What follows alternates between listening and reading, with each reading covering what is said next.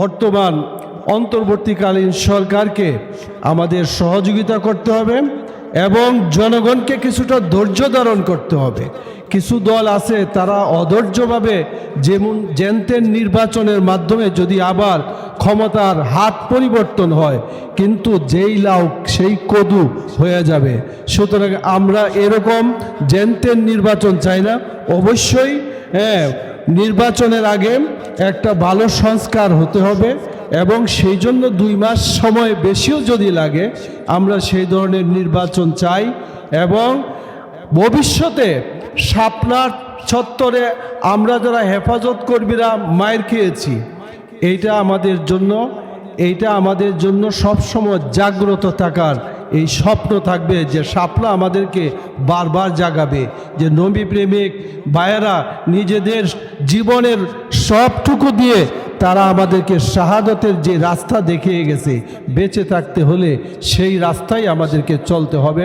সুতরাং জুলাই বিপ্লব এবং 13 শাপলা উভয়টাকে আমাদের ধারণ করতে হবে, সেইভাবেই যাতে দেশ পরিচালিত হয়।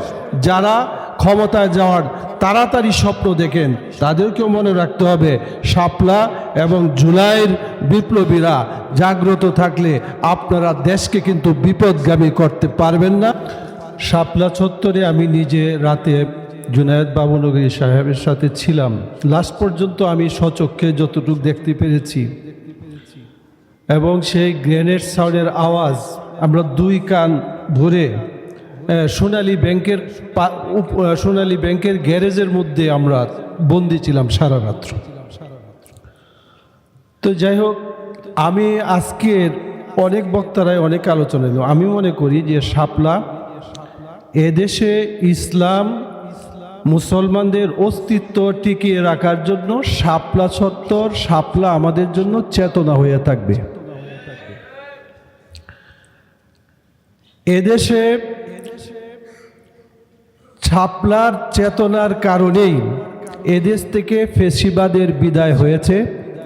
শাপলার চেতনা জাগ্রত থাকলেই ফেসিবাদের কোনো পুনর্বাসন হবে না। আজকে কয়েকদিন যাবৎ রাজনৈতিক অঙ্গনে দেশের যারা সচেতন মহল আমরা খুব অত্যন্ত টেনশনের মধ্যে আমরা, যে আমাদের এই জুলাই আগস্টের এই বিপ্লব আমাদের হাত থেকে আবার নস্যাৎ হয়ে যাবে। ভারতীয় দালালদের যে দৌড়ঝাঁপ আমরা এই কয়েকদিন লক্ষ্য করেছি, এতে দেশপ্রেমিক এবং সচেতন মহল তারা অত্যন্ত উদ্বিগ্ন। মানে আমরা রাত্র বলতে কি 4টা পর্যন্ত ঘুমাই নেই, বিভিন্ন জায়গায় যত যোগাযোগ আমরা তবে আজকে আমরা মনে করি যে ভারতীয় দালালদের আধিপত্য এবং দেশপ্রেমিক মানুষকেও দালালে পরিণত করার একটা অপচেষ্টা কিন্তু চলতেছে।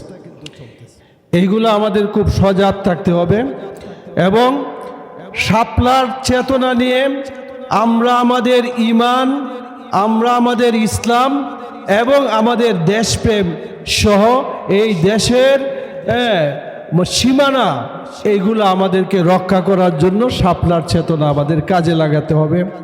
আমরা শাপলাতে তো আমরা আসছিলাম, আমাদের হাতে কোনো অস্ত্র ছিল না, কিন্তু এখন থেকে যে কোনো যারা ইসলামের দুশমন এবং দেশের দুশমন এবং আমাদের এই ভূখণ্ডকে তারা তাদের করত রাজ্য বানাইবার দুঃস্বপ্ন তারা দেখে, আমরা কিন্তু এখন আমাদের হাতিয়ার সহ শাপলার চেতনায় জাগ্রত থাকতে হবে। আজকে সেই বক্তব্য রেখে আমার কথা শেষ করছি। আল্লাহ হাফেজ। শুকরিয়া মাওলানা আহমদ আলী কাসেমি সাহেবের। এই পর্যায়ে আমাদের সামনে গুরুত্বপূর্ণ আলোচনা রাখছেন